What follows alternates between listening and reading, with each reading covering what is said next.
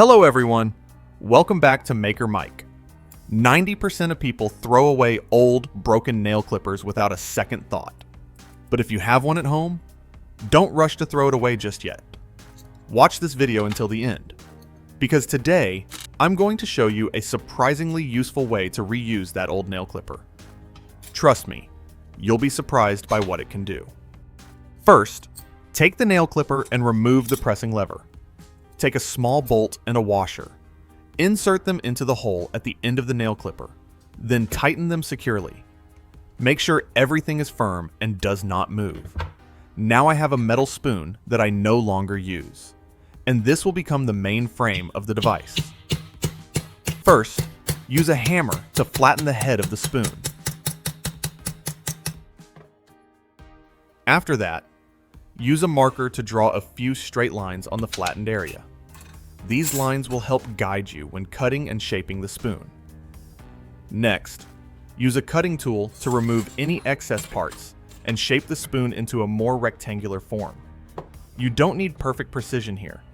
Just try to make the edges relatively straight and even.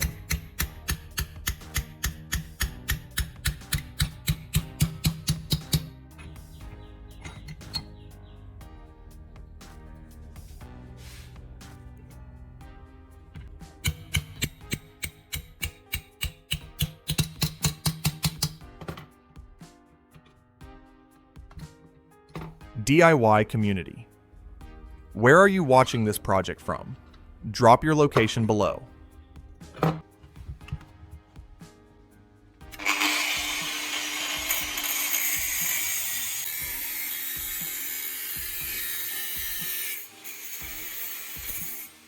At this stage, the spoon will start to look less like a kitchen tool and more like a flat metal plate.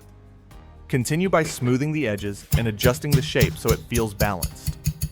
Then bend the handle of the spoon slightly to create a better angle for holding. This will make the tool more comfortable to use later. After that, drill 2 holes along the handle. These holes will be used to attach the wooden block.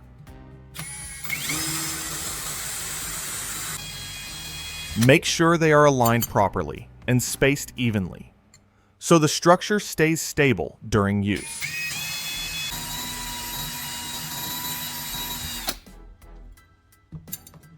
Now prepare a rectangular wooden block that fits the width of the spoon. The wood should not be too large or too small, just enough to support the metal plate properly. Place the spoon on top of the wooden block and mark the positions of the holes onto the wood. Next, remove the spoon and drill matching holes into the wooden block.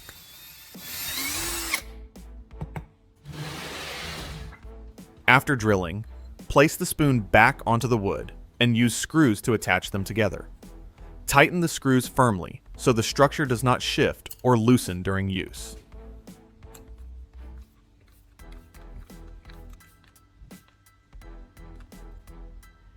Then continue bending the handle slightly to adjust the angle even more. This small adjustment can make a big difference when you start using the tool, because it helps you control pressure and direction more easily.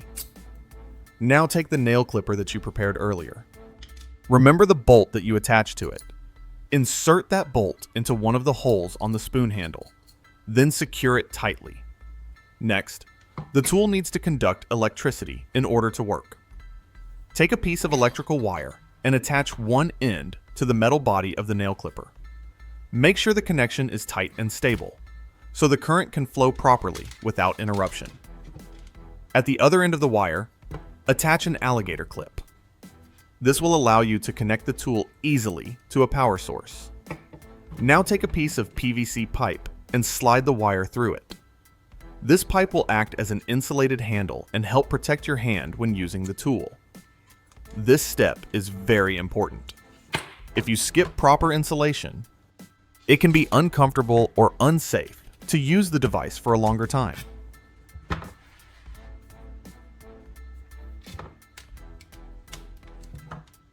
Now take a piece of denim fabric that you can easily find at home. This can be from old jeans or any thick cotton material. Wrap the fabric around the metal head of the spoon, covering the wooden block. Then use a string or thread to tie it tightly so it does not come loose. This layer of fabric is very important because it prevents the metal from directly touching the surface you're engraving. It also helps hold the electrolyte solution during the process.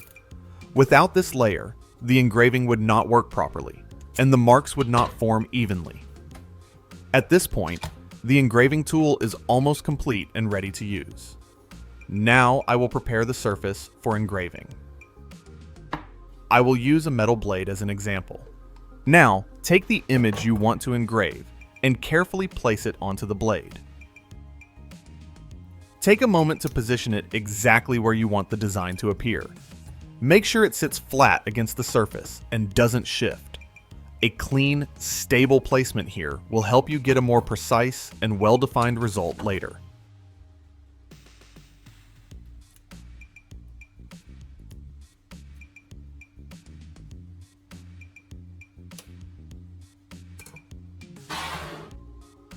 Next, prepare a small bowl of salt water.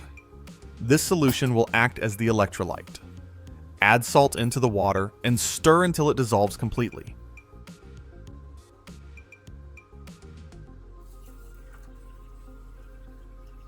The salt helps increase conductivity and allows the electric current to flow more effectively.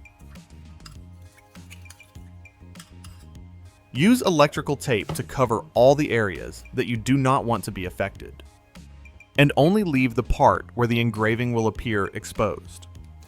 This step may seem simple, but it makes a big difference in the final result.